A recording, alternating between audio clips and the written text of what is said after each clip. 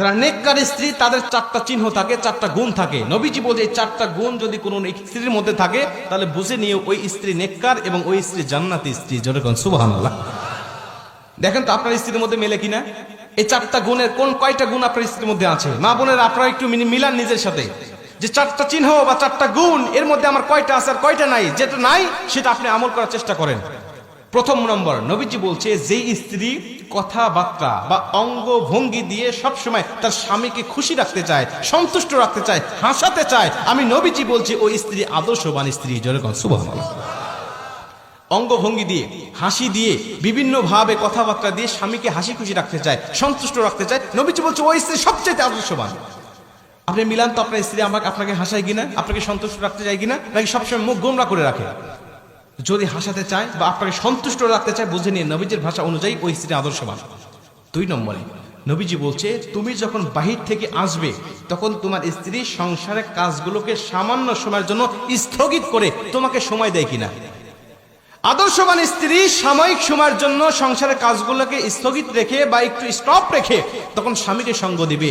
বাইরে থেকে আসছে জুতাটা খুলে দিবে, জামাটা খুলে আলনার উপর রেখে দিবে, এরপরে কি লাগবে গামছা মুখ ধুয়ে আসছে ওয়াশরুম থেকে টাওয়ালটা আগায়া দিবে, তার কি দরকার এদিকে সে মনোনিবেশ করবে। নবীজি বলছে যখন আদর্শবান স্ত্রী এটা করবে আল্লাহ পাক তখন ওই স্বামীর মধ্যে স্ত্রীর জন্য মোহাব্বত ঢেলে দিবে। জোরে কোন সুবহানাল্লাহ।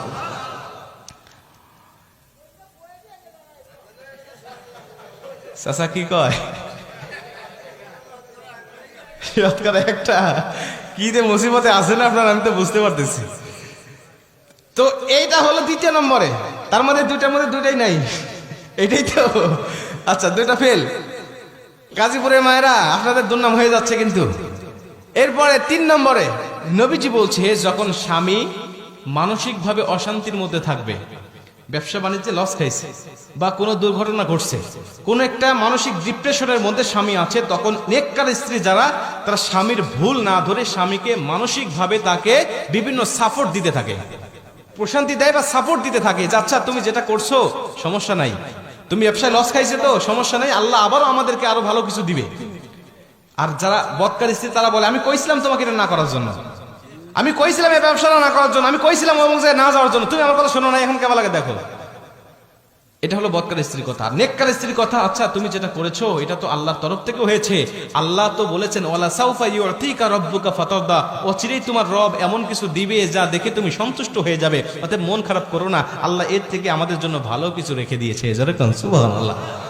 বলেন এমন কথা যখন কোন স্ত্রীরা বলবে স্বামীকে, তখন ওই স্বামী কিন্তু যদিও কষ্টের মধ্যে থাকবে কষ্ট মুহূর্তের মধ্যে দূর হয়ে যাবে, যে কেউ আমার পাশে নাই, আমার পাশে আমার মা নাই, বাবা নাই, আমার পরিবার পরিজন কেউ নাই, কিন্তু আমার অর্ধাঙ্গিনী আমার স্ত্রী আছে। আর একজন স্ত্রী যদি তার মানসিকভাবে শারীরিকভাবে যদি সাপোর্ট দেয়, এর থেকে বড় সাপোর্ট একটা পুরুষের জন্য আর কিছু হতে পারে না। কথা বলে ঠিক কিনা? মা বোনদেরকে বলতে চাই একটু মনোযোগ দেন আমার আলোচনার প্রতি। এটা হলো 3 নম্বরে যে তাকে শারীরিকভাবে মানসিকভাবে তাকে প্রশান্তি দিবে। 4 নম্বরে নেককার স্ত্রী গুণ হলো নবীজি বলছে তার স্বামী যখন কোনো বৈধ কাজের আদেশ দিবে তখন স্ত্রী সর্বাত্মক চেষ্টা করবে